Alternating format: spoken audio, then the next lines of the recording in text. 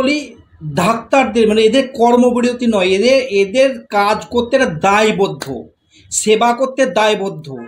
আমিও চাই অভয়া মানে অভয়ার বিচার পাক এবং আমাদের ডাক্তার এবং পুরা পশ্চিমবাংলাতে পুরা ভারতবর্ষটা সুরক্ষিত থাকুক।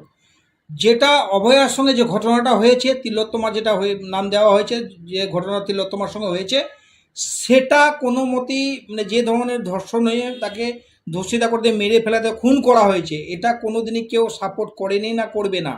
কিন্তু আমিও চাই যে বিচার পাক, কিন্তু জুনিয়র ডাক্তারটা যে ধরনের দেশদ্রোহী দেশ বিরোধী কাজ করছে, অ্যাকচুয়ালি বলতে গেলে এটা একটা পুরোপুরি প্ল্যানিংভাবে করছে, ব্যাকআপ সাপোর্ট নিয়ে করছে।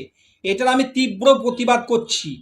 আজকে দেখুন আমাদের মাননীয় মুখ্যমন্ত্রী সে কিন্তু ওদের প্রতিটা দাবি মেনে নিল, প্রতিটা ব্যবস্থা করলো, কিন্তু তারা এখনো পর্যন্ত বারবার বলছে কর্মবিরতি। কর্মবিরতি কথাটাই আসা উচিত নয় ডাক্তারদের মুখে, কারণ তারা মানে তারা কিন্তু কাজ করতে বাধ্য, তারা এইভাবে কর্মবিরতি করতে পারে না।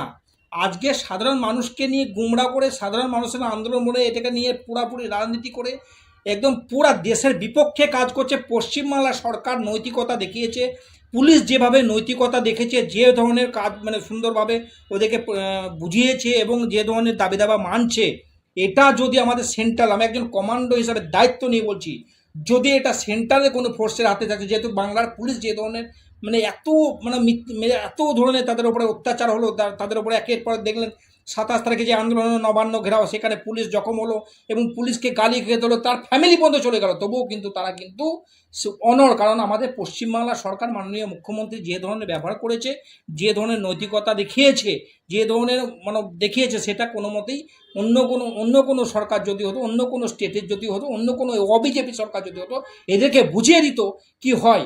আর যদি আমাদের মতো সেনাদের হাতে থাকতো না, এটা পিটিয়ে লাল করে দিত।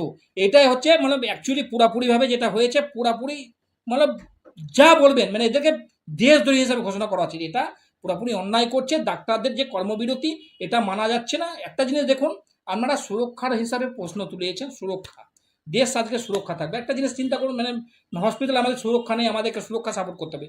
আজকে দেখুন যারা ভোর রাত্রে দেখবেন ট্রেনে বসে মহিলারা সবজি নিয়ে আসে, তাদেরকে সুরক্ষা দরকার নেই?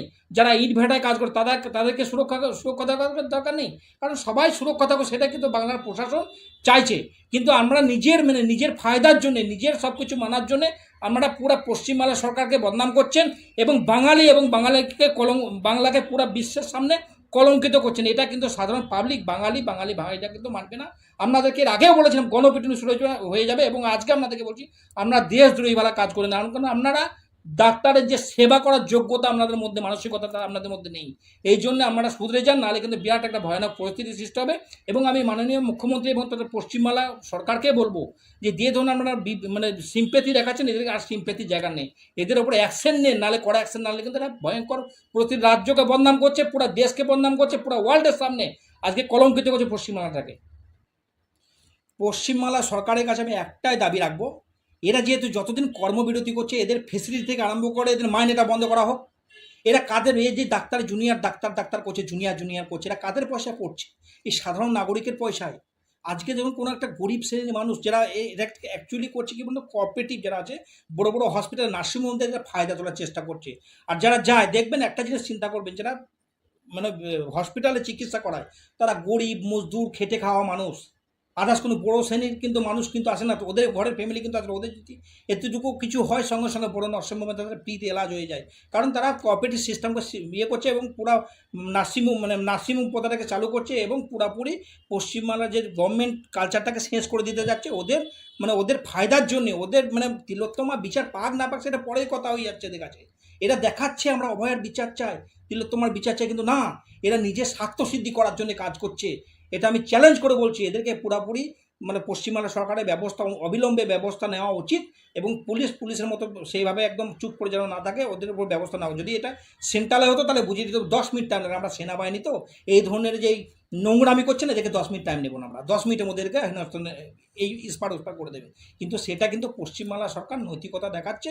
আমি রিকোয়েস্ট করবো এদের মাইনে বন্ধ করা হোক, এদেরকে দেশদ্রোহী ঘোষণা করা হোক, এদের প্রতি অ্যাকশন নেওয়া হোক।